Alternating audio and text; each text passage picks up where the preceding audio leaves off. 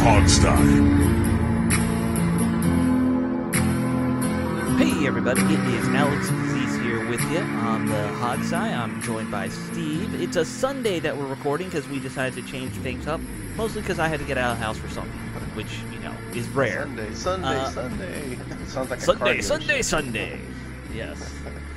Car dealership slash monster truck rally. Yeah, Sunday. There you go. It's more of a monster truck rally, or it could be what's the if you're from California out there, you'll know who Cal Worthington is. It sounds like a Cal Worthington. Cal Worthington?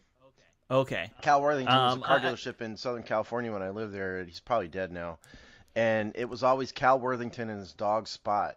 And the dog was some random zoo animal. It was never a dog. It was like a lion or a pig or a giraffe or, all sorts of stuff. Nice. It was always Cal Worthington and his dog Spot at Cal Worthington Chevrolet. There's nothing quite like low-end local car dealership ads. There's a guy up in upstate New York who his thing is he's like the most New Jersey sounding dude ever, and everything's huge. Like that's his bit. And he also owns like an ice cream shop and like a bunch of, and he does ads for the ice cream shop the same way as a car dealership. Very weird. We did a segment. Well, we didn't really do a segment. Chris Larry brought up the Alex Rodriguez makeup line on IJB. Okay, that's a weird story. Yeah, yes. But the only thing I could think of for that is like the market's got to be the Jersey Shore. There's no other market for male makeup but a bunch of people who live on the Jersey Shore. Like costume makeup. Like, I did theater. You have to wear makeup in theater. We're talking about right, I know. That's the only pretty boy wearing makeup. Yes. It's a very weird thing. Yes. Yeah. I'm as liberal as it gets, but even I'm like, that's not needed by our general society. And people in my world would beat you up if you wore makeup. Yeah, a lot of people in your world would. Including me. Well, that's not. Let's start. Let's do the Symbol thing because we should tell people about our advertiser. Symbol is still our advertiser, guys. They're a stock market for sports. You buy teams, you make money when they win. It's a pretty great system. You don't lose anything if they lose. You're just making money off the teams that you buy. You can do what Steve does, and you buy teams that you think are going to have great seasons. Buy low, sell high, that kind of thing. Or you can do what I do, and you just stay loyal to your brands and treat them like blue chip stocks. You're just going to hold on to them for as long as this thing goes. But Symbol is great, and you can use our passcode HOGSTY and get that $10 bonus from them.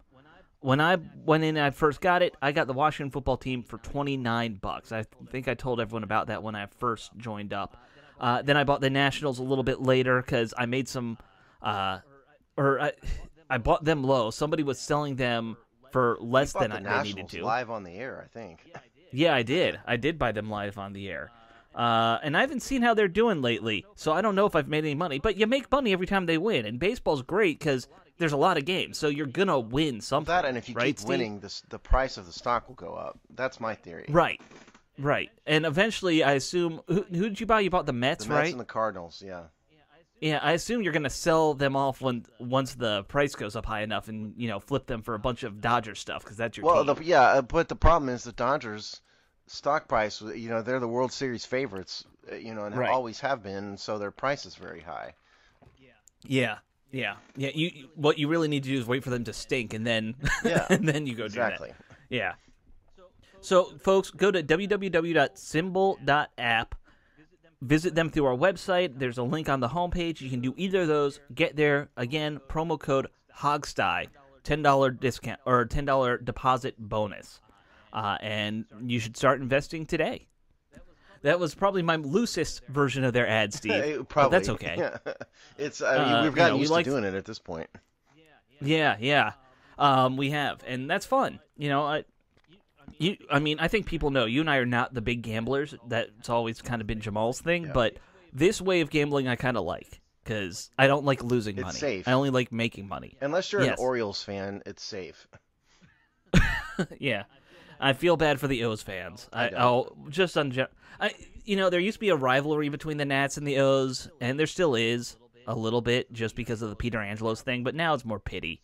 So, Peter Angelos has been. I mean, I'm no Nationals fan, but Peter Angelos has been pretty petty. For 20 years about DC baseball.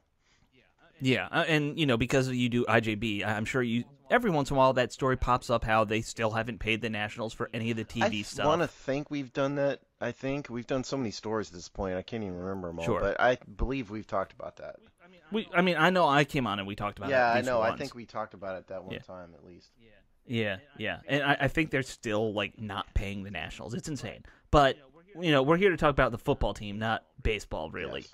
Yes. And we should talk about, when it comes to the team, I think the biggest story of the week, of course, longtime right tackle, local guy Morgan Moses. He was, a 10-year veteran now? And they 9 or 10 years he'd been 10. with the team. I believe it was 8 or 9, but yeah. Okay. Yeah, let go by the team. Kind of a surprise, but then if you look at the other moves they had made, bringing in, drafting a tackle, they brought in another tackle after the draft. Not totally unexpected that they're going in this direction, I guess. A lot of negative reaction, I feel like, from the fans. This is a veteran who's played well for the team. Despite the fact that he gets hurt all the time, he never missed a game in his time as a starter.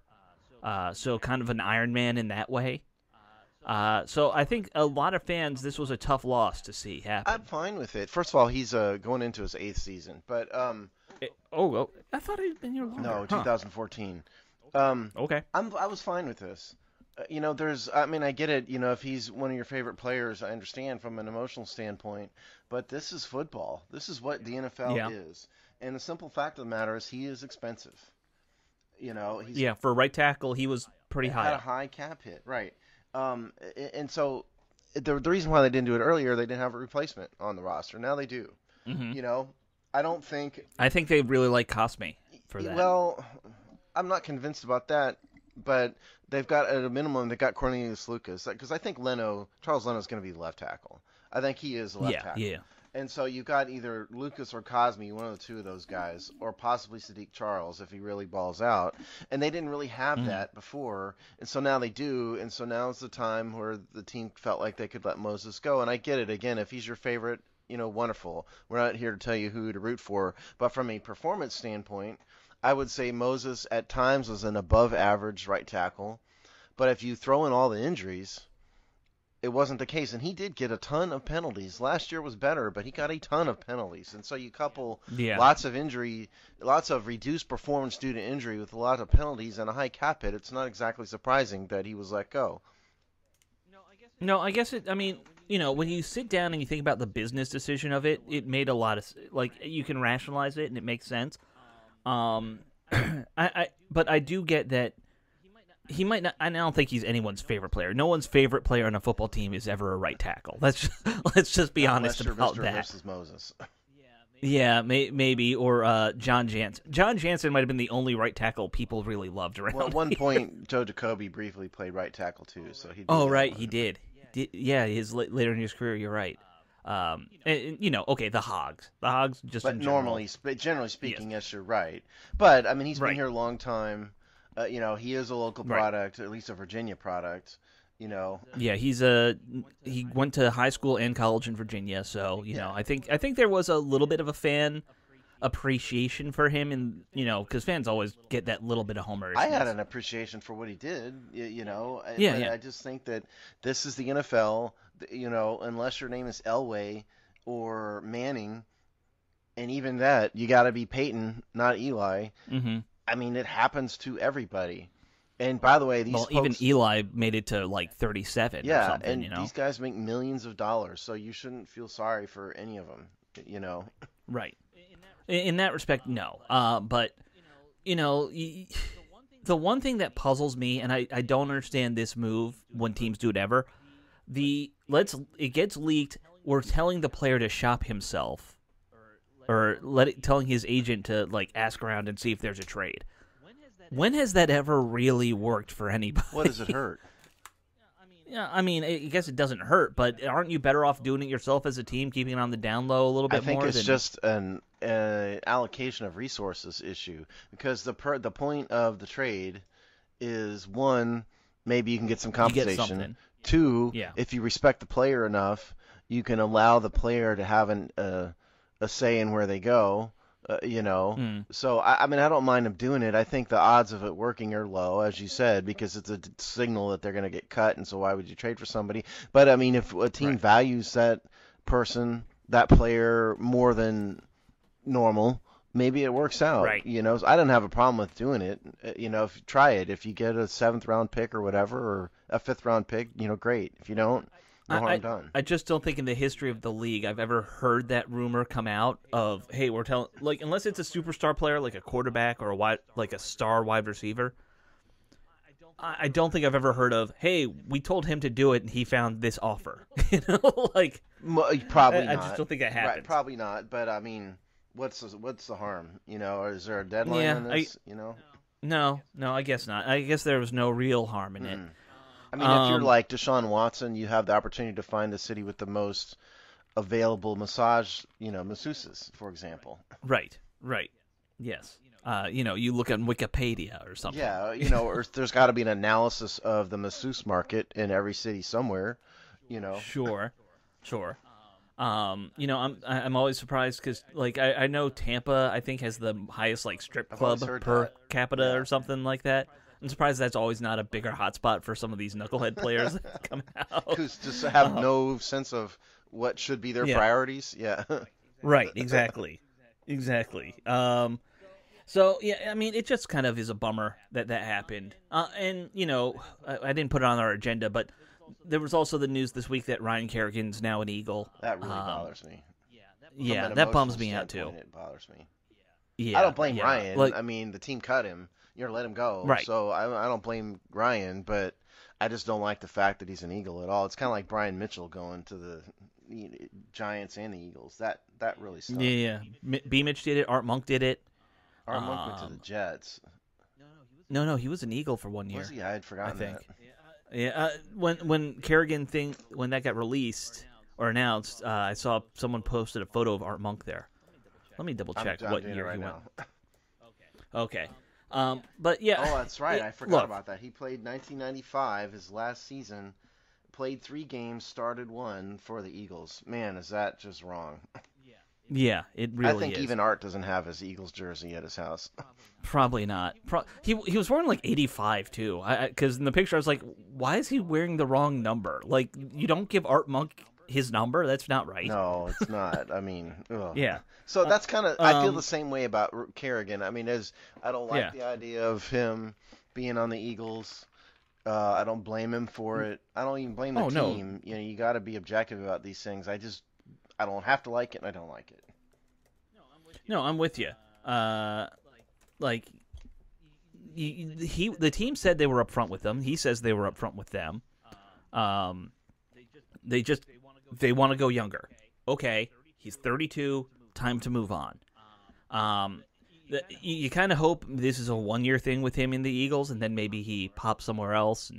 Because at his age, he could still play another 4 years as kind of what he did here as a backup sub-in role pretty easily, I'd think. So, sure. You kind of hope that happens for him, but you hope he has a down year with Philly at the same time. I mean, it's a financial thing, sure. They'd keep him on for like a min salary level contract, but that would be an insult to him. And he could make more money somewhere else. Yeah. No. They had to move on from him. And it's the same reason why I'm okay with the Moses move, because he's getting up there in age. I know he's not, mid-30s, but one thing, I don't remember where I read it, but I read it somewhere that the thing Rivera says he regretted the most at his last stop, with the Panthers, was they got too loyal to veterans, and their team got way too old way too quickly. So you kind of wonder if he's going to do this a lot here in DC, where you get that 3 number in front of you. It's gonna be so long, Yeah, he has done that a lot. It's kind of like a used he's car. Been doing that so far. For those of you out there who drive, or like me, who don't like to trade cars in, at some point, this old car you have becomes more of a maintenance hassle than it's worth. And at that point, you make a business decision, even though you may love your car. To me, it's kind of just an object, but a lot of people love their cars. But at some point, you just, for the sake of your sanity, you have to let it go. Because it's become more of a hassle to continually get it repaired than just to get a new car. And that is what is callous and it's cold, but that is what players are in the NFL. Yeah, no, I think that's true. I think, and there are plenty of teams I think that have that internal philosophy where they just get rid of guys after 30. Unless you're an elite player, a superstar, they're not keeping you around. That you see that other places. The only one I could think of is basketball, where the Lakers kept Kobe Bryant on at a huge cap number or salary number in his last years. Right. Even though he wasn't really Kobe Bryant anymore, but the reason was he sold a lot of tickets. And everybody wanted to see him, and so it made some financial sense for the team, even though it didn't really make sense on a salary cap standpoint. Well, I think there's that other aspect of it. But I think that's less in the NFL than basketball, Sure. Jersey sales don't matter as much, I think, in the NFL in terms of individual team revenue. So I did notice that Tim Tebow is the number one selling jersey right now. Yeah, of course. Yeah. That's what happens every time. Yeah.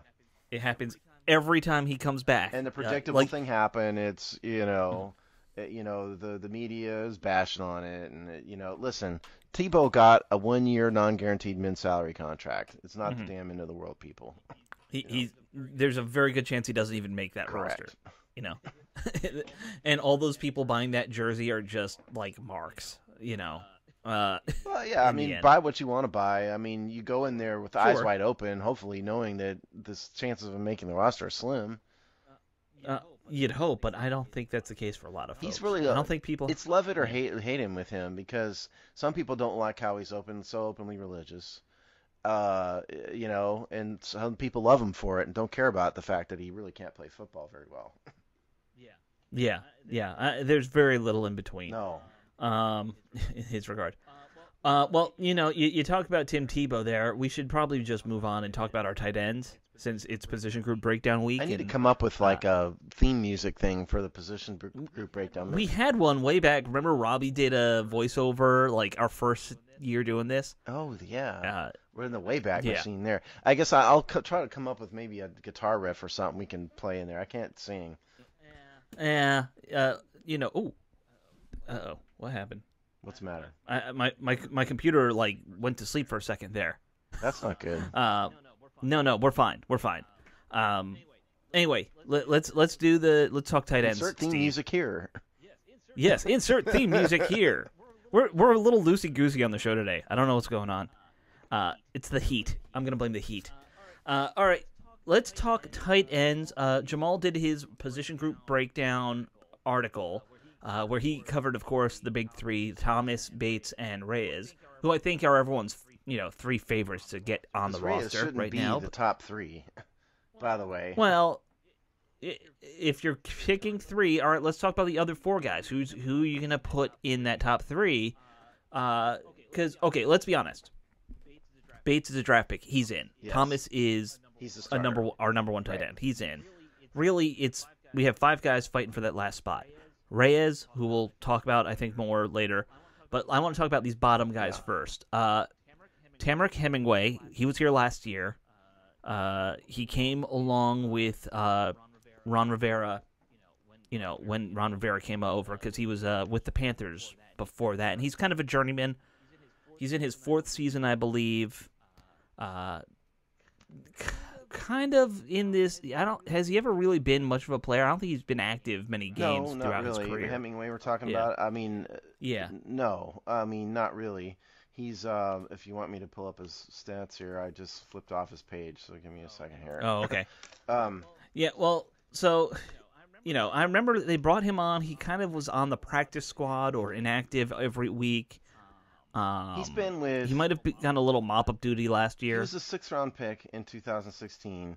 He's with the Rams. He was with the Denver Broncos, and he's been kind of bounced around, off-season rosters and whatnot. He's never really played. He's got 21 games under his belt, 2 receptions for 1 yard. That reception came last year with Washington. That doesn't mean he can't play. Like here's the advantage of Hemingway, I think, is his size. He's 6'5", 245, which is good size for a tight end. Um, and he did have some success in the passing game in college. He had 38 receptions. He's from South Carolina State. 38 receptions, 418 yards in 2015. He does have some ability to be a pass catcher, and at his size, he's a little thin, I'd say, but it is a tight end, not a tackle. So the idea here is I think he may have potential to be a sort of do everything, possibly inline tight end who can catch some balls, which is what this team needs. So I think that's the advantage of Hemingway. It's just he's been stuck in practice squad hell for his entire career, basically. Right. And like we said, he was here last year, so, maybe he's getting a little bit more comfortable with the system. Obviously, this coaching staff likes him if they brought him from Carolina. Well, not only that, but they brought him from Carolina, but they also activated him. He's the guy that got activated because Washington's always had a string of unknown tight ends, on the roster and on the practice squad and whatnot. And Hemingway was the next guy up. So you have to think, if you were just going to rank order these guys, you have obviously the top two, right? Logan Thomas, John Bates. Those are your number one and two, clearly. But if you want to look at who can play and whatnot, I think don't sleep on Dion Yelder. We haven't talked about him yet, but I'm just going to mention. We'll get to him, yeah. Yeah, I mean Yelder was with Kansas City, buried behind Travis Kelce, who's obviously all pro. But Yelder's another guy, 6'5", 255. He does have some legitimate playing time. He's played a little bit. So I think, he's brought here for a reason, and so I would almost put between these guys. I see Yelder has 26 games, 15 receptions, or 15 targets, 10 receptions, 86 yards. But again, stuck behind Travis Kelce. So I think, to me, Hemingway's probably third. Yelder's maybe fourth on the depth chart. And they're kind of battling it out for those spots. In my view, at least. And then you got Dylan Cantrell, who's from Texas Tech. He's a little smaller, a little shorter. He's sort of your Y, Well, tight end. He was a wide receiver at Texas Tech, too. So he's a converted guy, which is why he's shorter and lighter than the most tight ends. Yeah. I think he's in the 220s. So he's like your H-back type. He's not going to be an inline tight end. So there may be a role for him.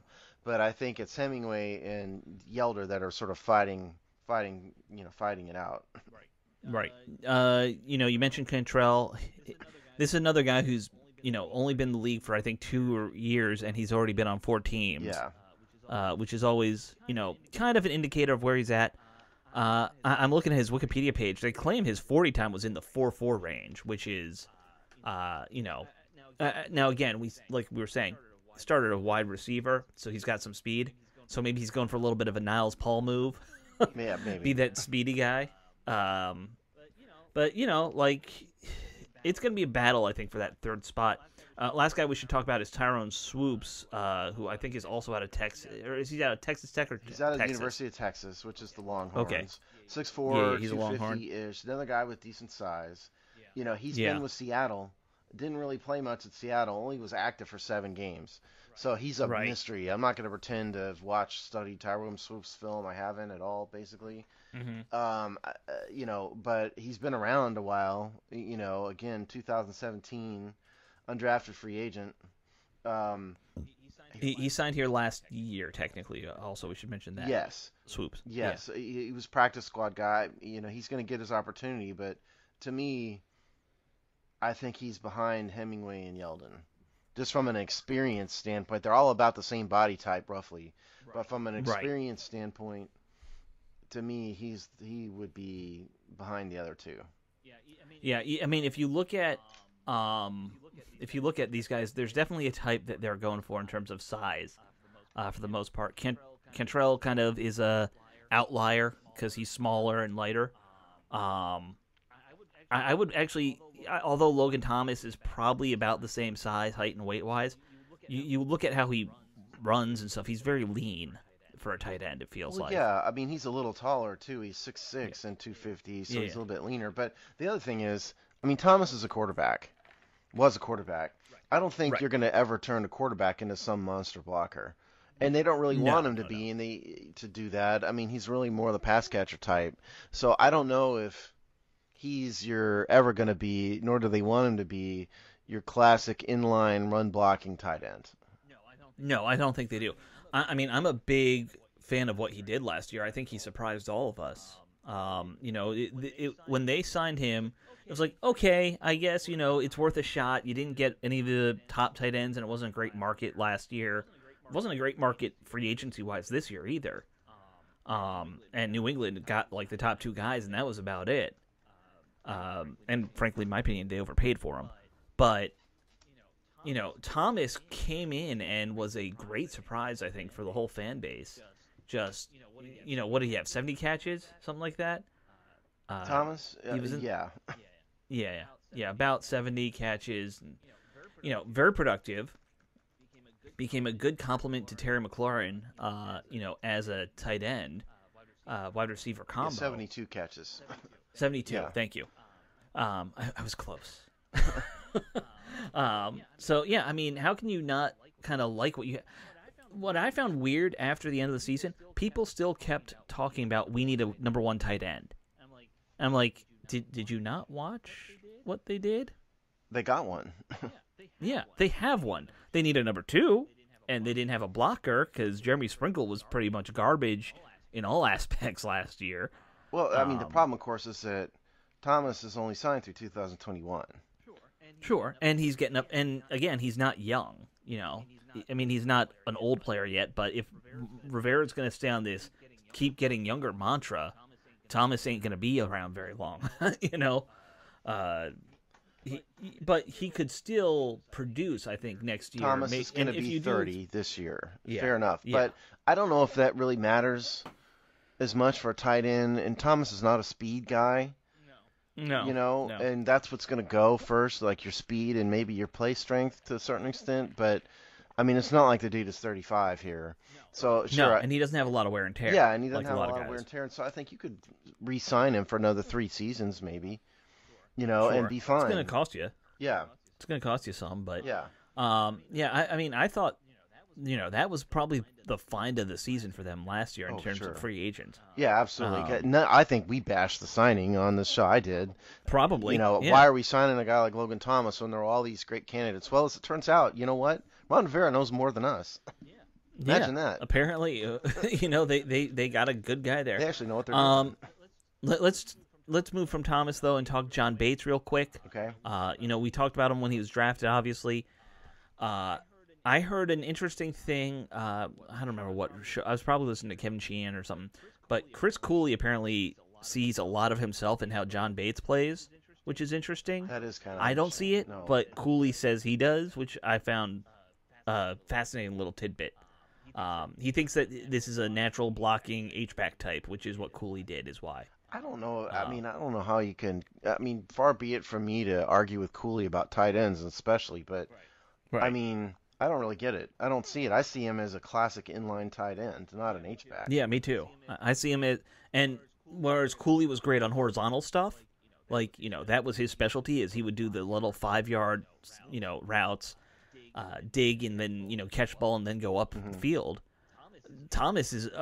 Bates is a vertical guy. Well, I don't know. I want to send him up seams a lot. Necessarily. I mean, I think he can do a lot of those same things. Run the dig routes, over the middle, underneath the zone and the back zones in like a cover 2 scenario.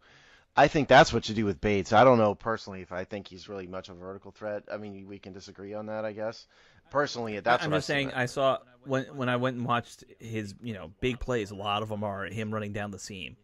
And he plays at a school that does that, so maybe that's part of it. Yeah, I mean it's Boise State, But I still love the Bates signing. I think he's everything they need. Size. Yeah, I think he's a blocker. He can catch. He's got a lot of bulk to him. Which is going to help when you're fighting these NFL linebackers. I think Bates was an outstanding draft pick, and as we said before, bit of a surprise in round 4. But if it works out, who cares where he was drafted? Yeah, of course. And if you look at the good tight ends they've had in recent history, they're all 3rd and 4th rounders. Yeah, and think about it. If you go back in history, what first-round draft picks tight ends work out? Jeremy Shockey was one. As much as he was a pain in the ass. And, he was a weird guy, but a little nuts. I think he was a lot I'm trying nuts. to think who some of the other... Not a little nuts. I think he was a lot nuts. Yeah, I would have to actually go and look at where a lot of tight ends were drafted. Well, I'm just thinking of some obvious busts. Kellen Winslow is in jail or... Yes, very obvious bust. Yeah, bust. I don't know if he's out of jail yet, but a huge bust. O.J. Howard is trending towards bust. Yeah. It's... I mean, he's just a guy, is really what he is. Yeah, and all the draft critics were just gaga over Howard, Yeah. And so, I don't know. I mean, it's, like Travis Kelce was like a 3rd-round pick. Jordan Reed for Washington was a 3rd-round pick, and his injuries aside, he was a Pro Bowl level player for Washington, for years. So I tend to think that tight end is one of those positions where you can dig a little bit and still come up with a great player. Tony Gonzalez was the 1st-round tight end. There's one. Yeah. There's one. Let's agree that that's one. But Antonio Gates, was a reformed basketball player. By the way, I mean, I guess that comes to the elephant in the room, which is Samus Reyes, speaking of basketball players. Yeah. I know you guys out there love him. I'm not encouraging you to not love him. He's a great story.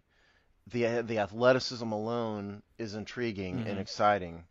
But I just want to get everybody, kind of back, just relax a little bit about this guy. He's never played football, for God's sakes. Not one time. His first practice was rookie camp. So in that respect, I don't know if it's reasonable to assume he's just going to jump in and become the next Antonio Gates, or Tony Gonzalez. I mean, he's a lot to learn. I think it's far more likely that he ends up on the practice squad for multiple years than it is him being a contributor now. Well, so, I mean, look, I think it is a project. The potential of a guy, with his size and all that and all the measurables that he does have is very high. Yeah. I don't think there's any question about that. But yeah, look, he's never played professional football, so maybe we need to pump the brakes a little. That's not just professional football. He's never played football at all. Right. His rookie camp was really his first time putting on pads, getting hit or whatever they're doing. His first organized practice in the game of football was 2 weeks ago. And I think they need to give him time. And well, the team is going to give him time. It's the fans I'm worried about. The fans think, I mean, and again, I'm more worried about the team. Yeah, we're not here to discourage you from rooting for anybody, but just don't call the guy a disappointment when he doesn't contribute in year one. Sure. Look, I look at the guy and I'm like, all right, he's a freak of nature athletically.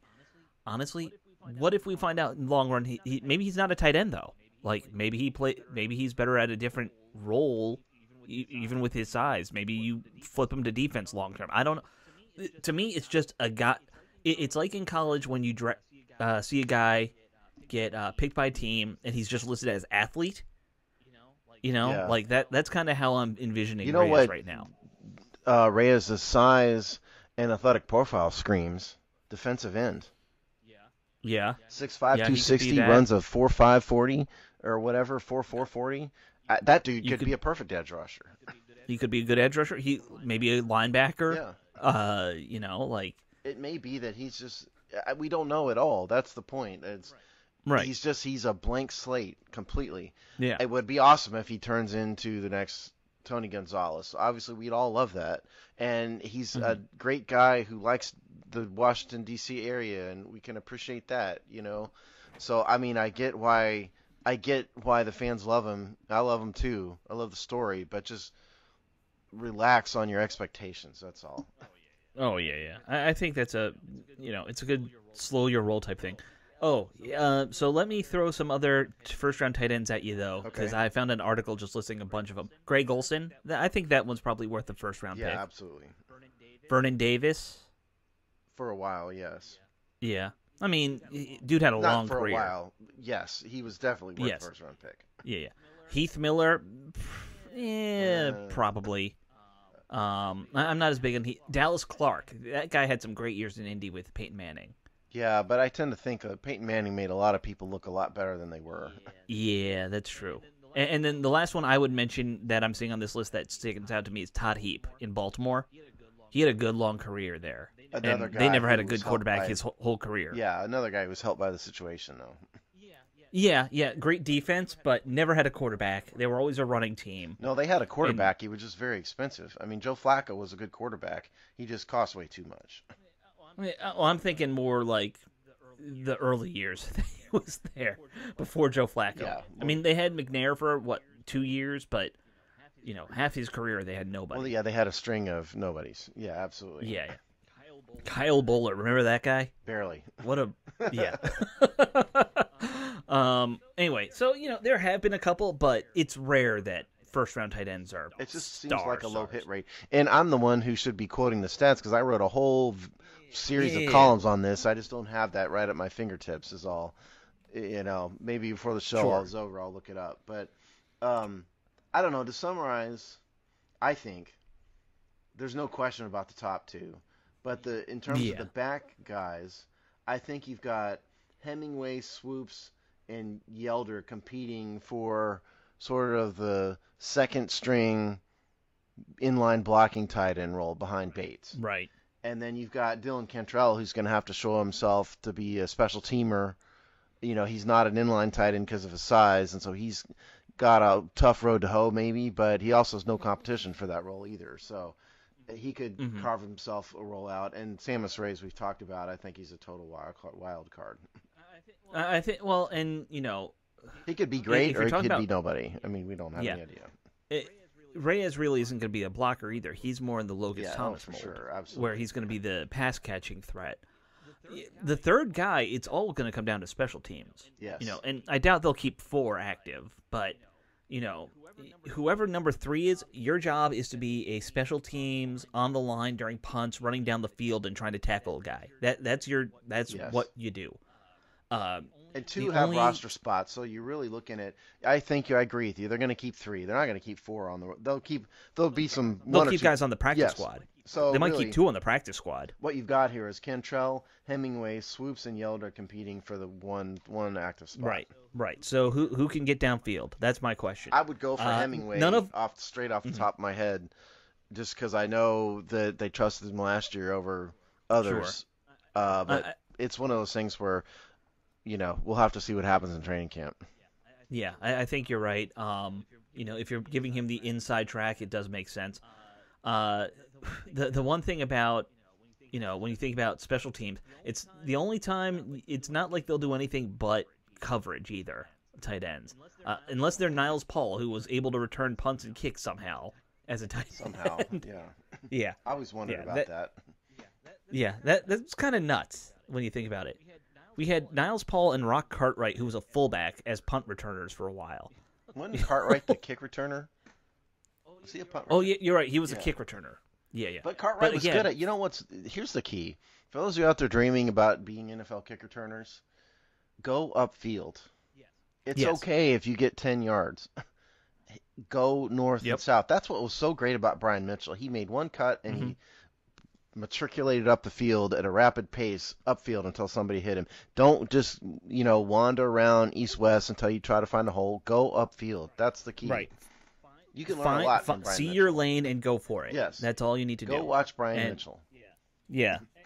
And also, don't be small and go down on like an arm tackle. Yes. That's the thing that's driven me nuts about like when Gruden was here. All our returners were always like 150 pounds. And I'm like, get somebody who's got some size that can actually run through something.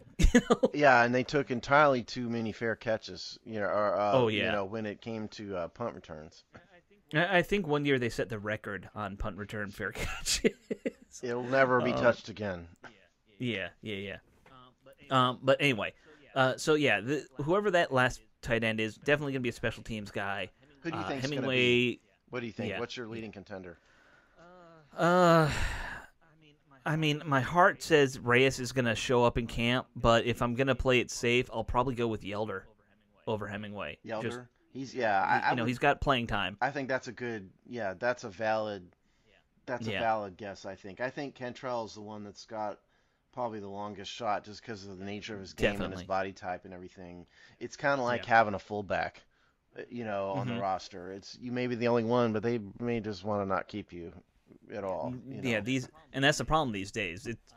Traditionally you would keep, 3 tight ends and a fullback. Now it's just 3 tight ends, and they turn the fullback into a wide receiver or something. Well, not only that, but in this particular roster, I think it's even more tougher road to hoe because they've got a lot of guys who are multi-talented. You could line Antonio Gibson up in an H-back role, or J.D. McKissick. Even Curtis Samuel could do it. They've got multiple guys who can do that, and it would be appropriate to use them in varied roles. So if you have a guy that's limited like Cantrell, with other people have his skill sets, he's really going to have to show up, I think, to make the roster. Not to mention, if you look at how this roster is being built from a larger perspective, I think it's clear they want to be very much of a spread offense this year. They got a lot of speedy wide receivers now.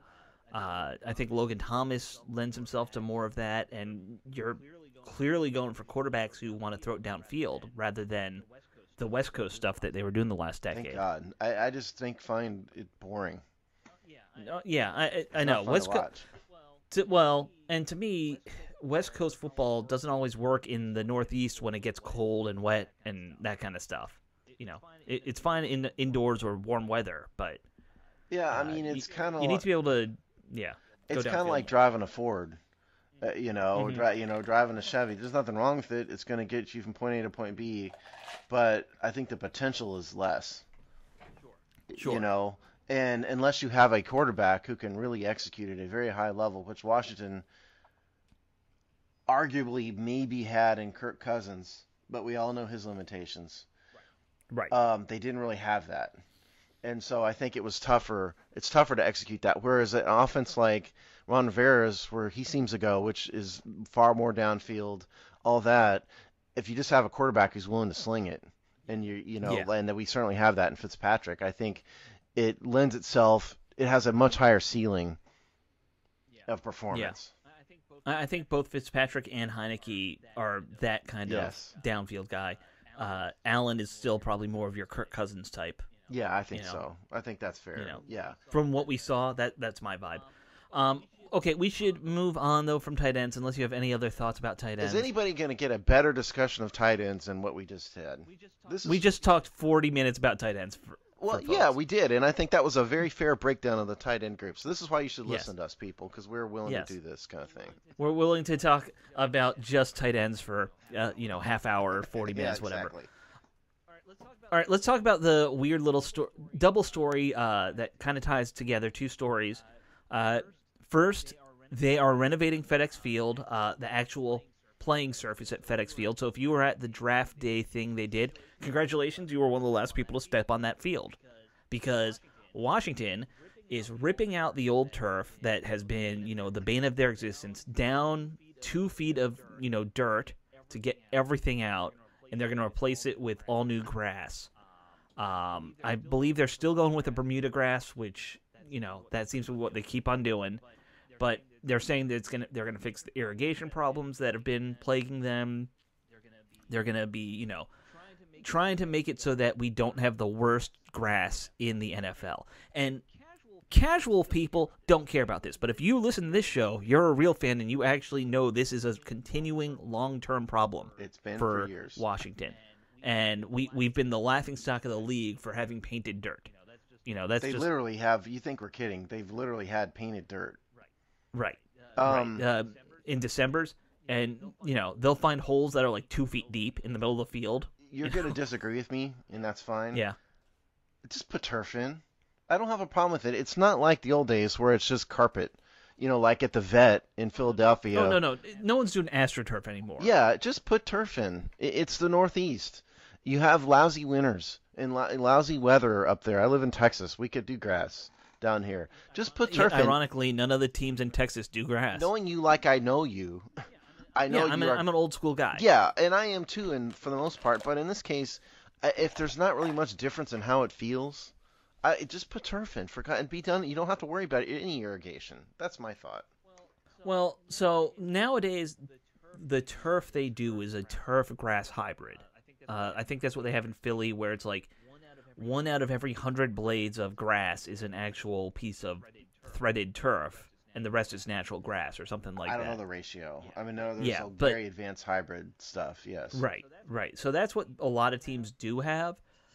The catch I've always heard with that stuff is it causes more foot injuries because you're more likely to sprain something in that.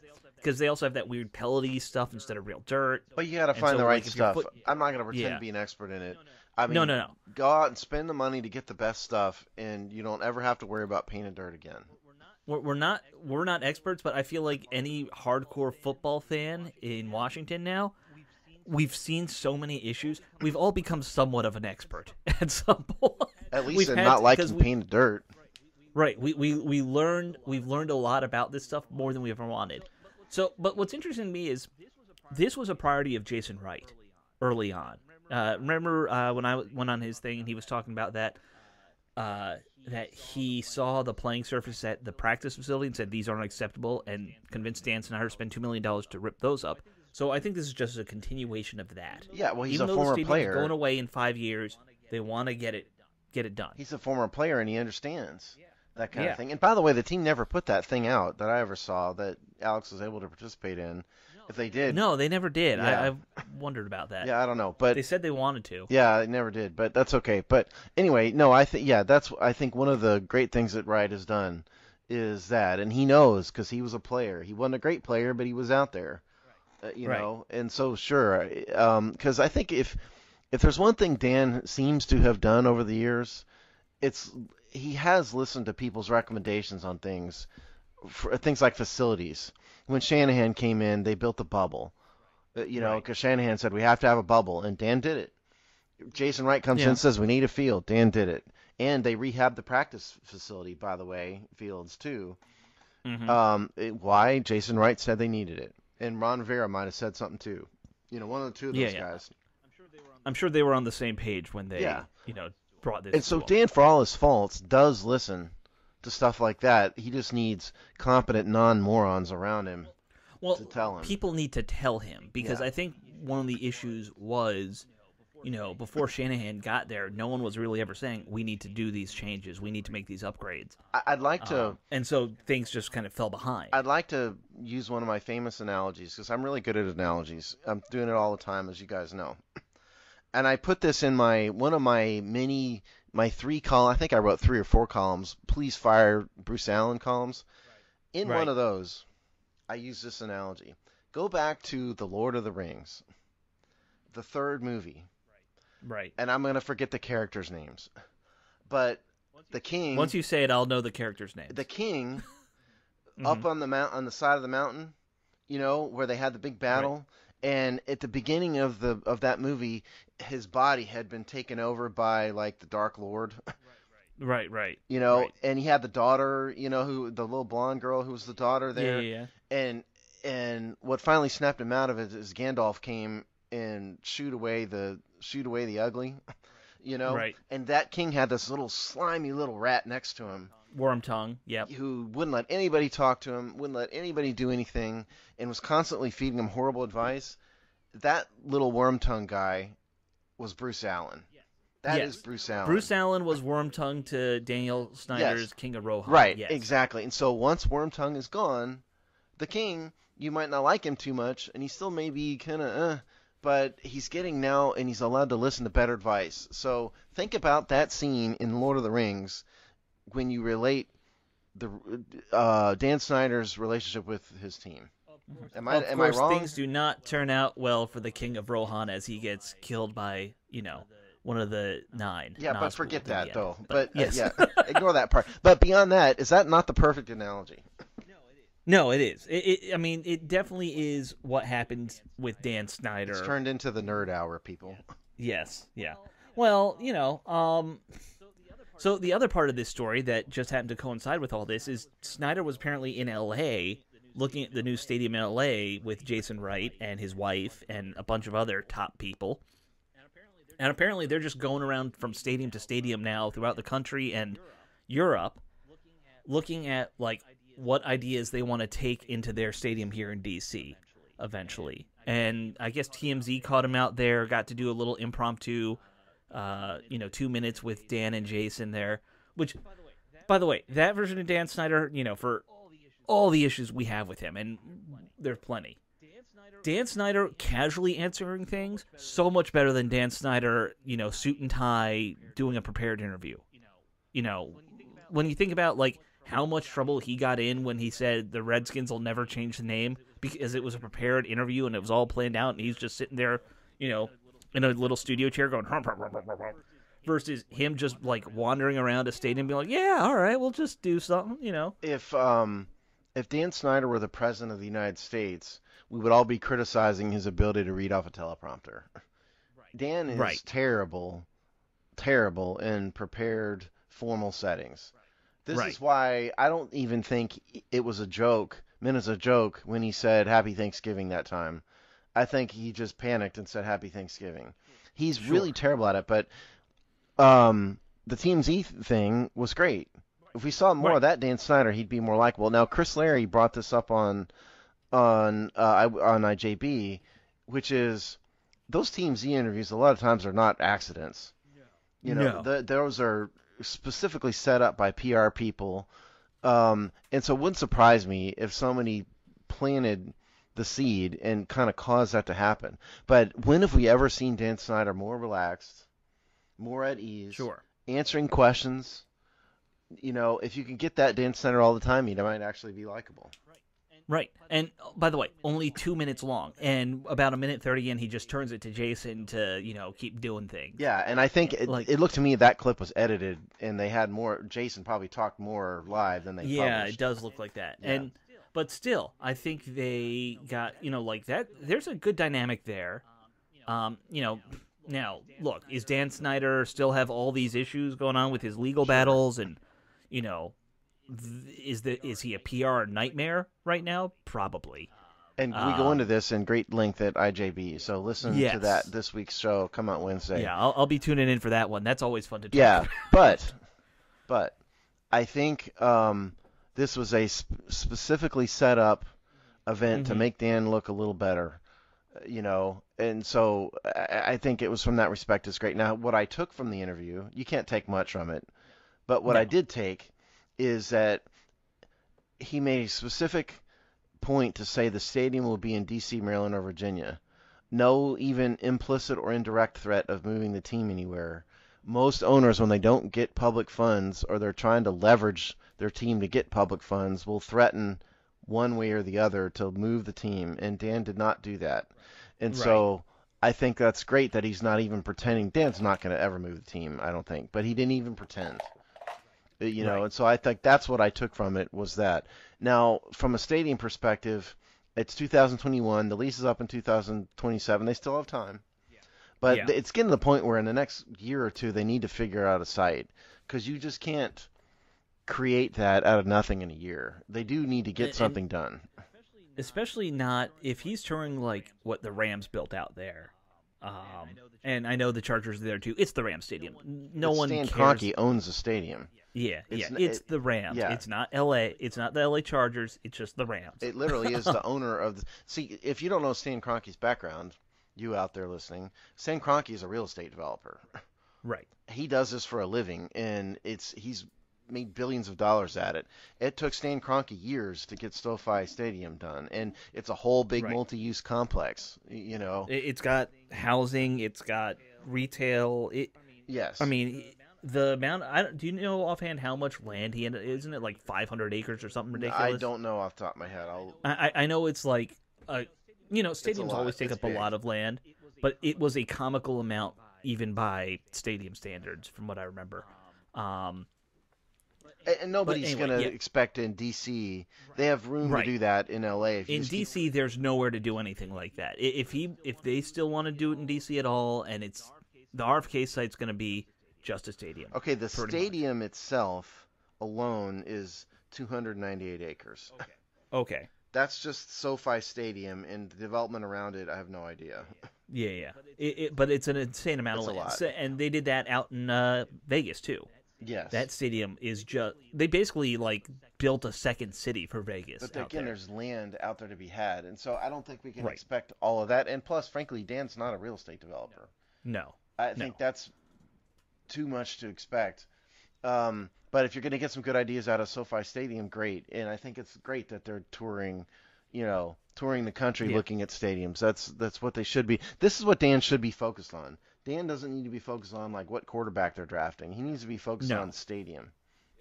Yeah, and one other thing that I took and thought was interesting, Dan said one little blurb in there where he said, well, we're going to have it done by 2027 or sooner.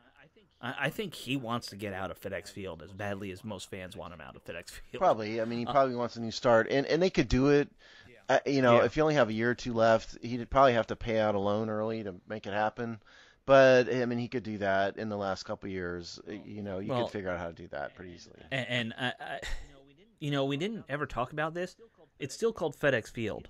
His relationship with FedEx is hopelessly done now. burnt. Yeah. Yeah. I'm surprised that I'm sure that there's a lot of legal reasons why they haven't pulled the name off the stadium yet. The reason is there's a contract. Yes. There's a stadium naming agreement, stadium rights naming agreement out there that says, see, here's the thing. FedEx Field could never have done what was being threatened. Or FedEx wasn't going to just pull the name off. Contractually, they almost assuredly did not have the right to do that.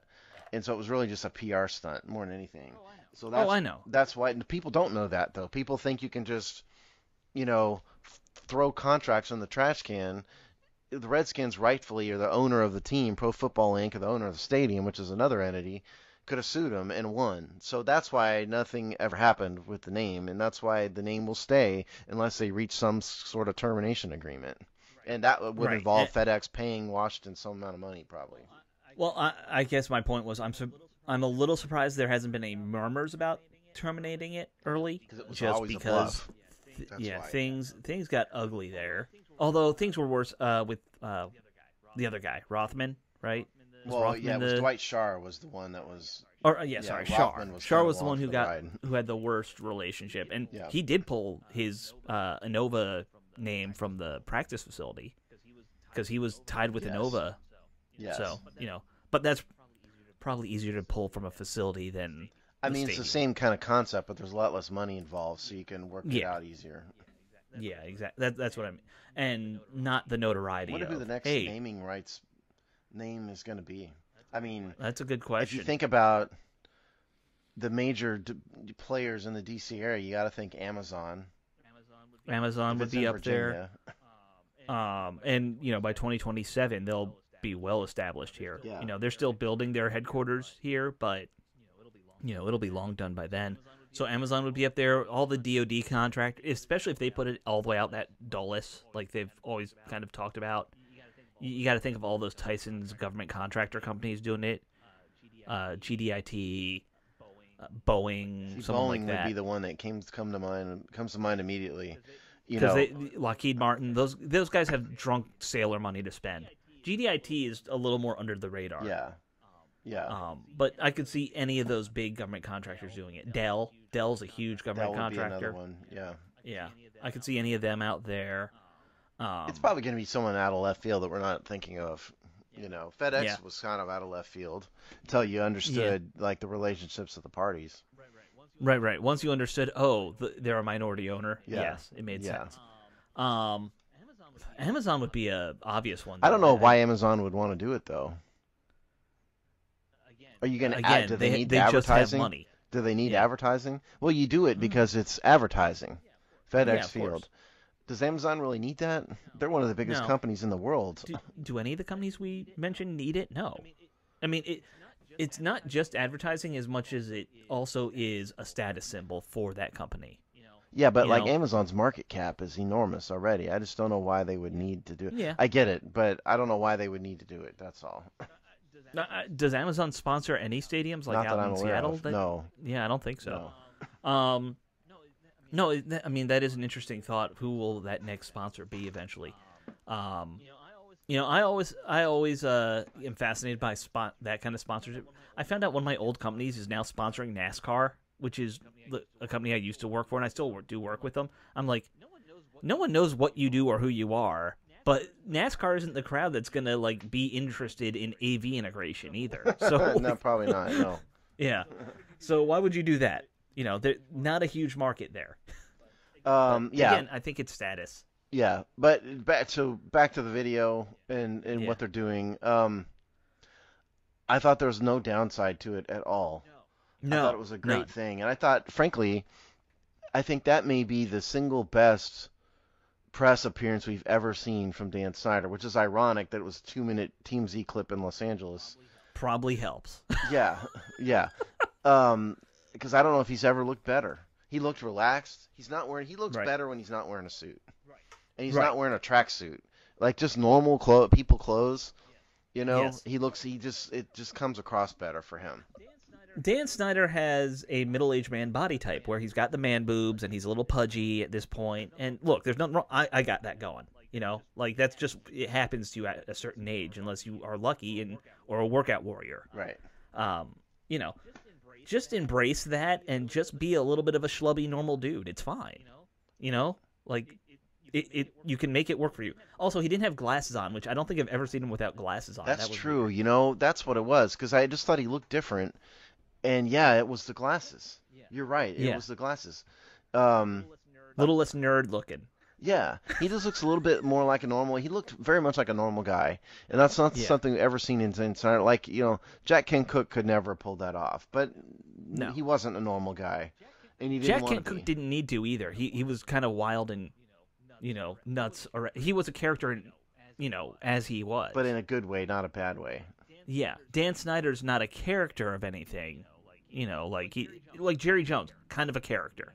You hear stories about him being drunk in random bars in downtown Dallas at all times. Just kind of nuts.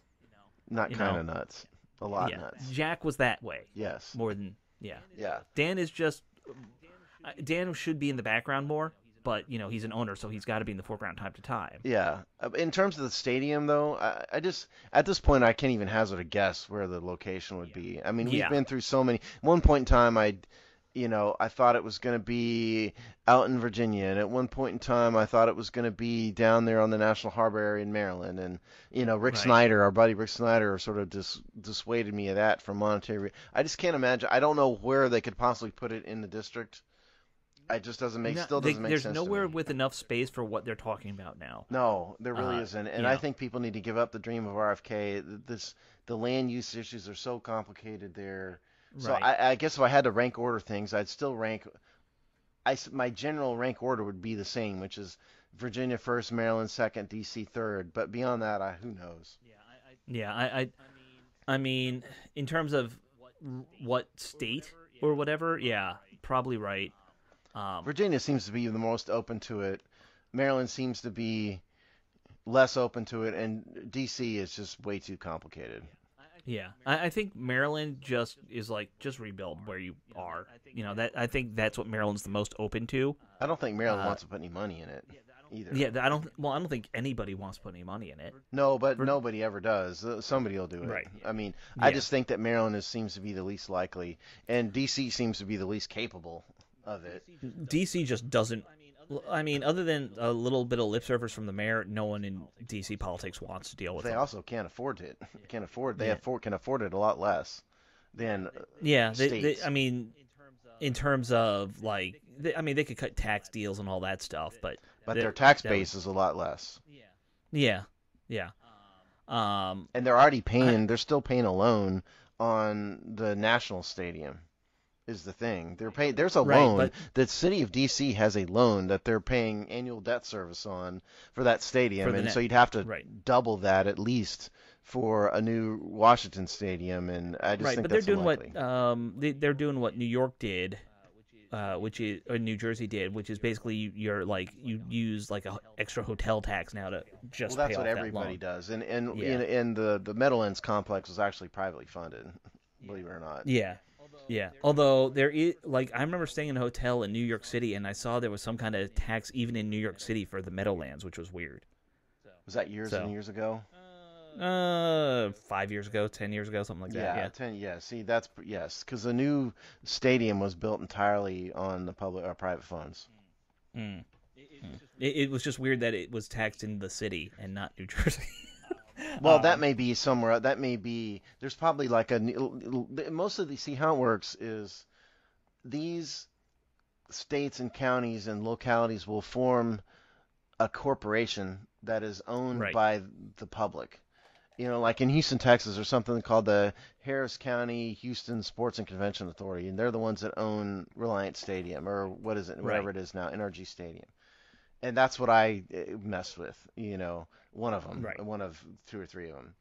And so there's probably something like that in New York that owns wherever the Brooklyn Nets play, and you know, I think Madison Square Garden is owned by the Yankees, or not the Yankees, the Knicks. Yes, I think. Yeah. So, but there's something like that. And the Rangers, because they're owned by the same people. Yeah, and they're funding all, you know, a bunch of things. That's probably what the hotel tax you saw was for. Yeah. That's where it always gets complicated. You know, I just think it's not likely that DC could possibly pull it off. And on top of that, again, like the RFK, the major problem with the RFK site is that it's owned by the federal government, leased to DC. The lease is coming up, so you have to convince the federal government to either sell or lease. They're not going to sell the property to the city, and so you'd have to convince them to lease the property back. And in that lease, get the federal government to sign off on the stadium, and then have the other complicating factor that the residents in the area don't want a stadium there and have never wanted a stadium there. And then you throw in the fact that the D.C. government doesn't have the greatest relationship with Dan Snyder anyway. It's very unlikely that any of that's going to happen. Right. And Vincent Gray is kind of who's my ward guy, Ward 7 rep, and it also is RFK's. He wants it to be condos because he wants some high revenue tax base there for himself. Stadium is not a good land use. Oh no, highest and best use of I think land. we all know that. Yeah. A baseball stadium, basketball, hockey, different story, but not really. It's the same problem. It's more of a prestige thing more than anything, because condos, the problem is none of these stadium owners are paying a lot of property tax. Some of them aren't paying any, and so they're not getting traditional full value commercial property taxes out of it. And so you put condos there, at least you get property taxes, out of all land. And that's the big problem with these stadiums. Yeah, I know. It's not. It wouldn't. It's not. But if you're going to put anywhere in DC, that's the only place that you have room. That's the other issue. Not without forced gentrification. Right. Well, we're doing that in DC anyway. I know, but you'd have to kick a whole lot of people out of homes to. Oh yeah, yeah. Which nobody wants to do that. No, I mean we could kick some, people out of Capitol Hill. I'd be okay with that. I'd like to let's just kick all of Congress out, and the world would be better off without Congress. But most of them live in Virginia. They don't live in DC. I'm talking about kicking Congress out. Period. Oh, you just want to get rid of them? Yes. Right. It is a functionally useless body that doesn't do anything. And so just get rid of them. Yeah, but then we're down to just having a king at that point. No, but we'll create a new Congress. I'm not saying we need a king. I'm saying get rid of what we have and start over. That's what I'm saying. Oh, okay. You want a constitutional convention then, is what you're saying. Or just get rid of all of them and we'll elect all new ones. How about that? Oh, okay. We can do that. All right. Well, now we've just totally gone off the rails. Football. So let's wrap this thing up, folks, and we will see you all next week. I might not be here. I don't know if the house I'll be in has internet and power on Saturday. So we'll find out the hard way. Because I'm always here. Yeah, Steve will always be here. here. About me, but I'm always here. It says you have a lot of free weekends. That's true. Well, now, to be fair, I have done this show unbeknownst to the public from a lot of different places. That's true. You do travel. I'm willing to bring a mic and a computer through airports for this for you. I do it for you. I bring my mic up there. I don't bring it generally through airports, but I've brought a mic through a lot of airports. Well, my problem is that the places if I'm traveling on a plane, I'm going to a place that's probably out of country a lot of times. So you don't always internet reception ain't that great. I'm just dedicated, Alex. What can I say? Yeah, you are. You are. Okay, guys, we will see you next week.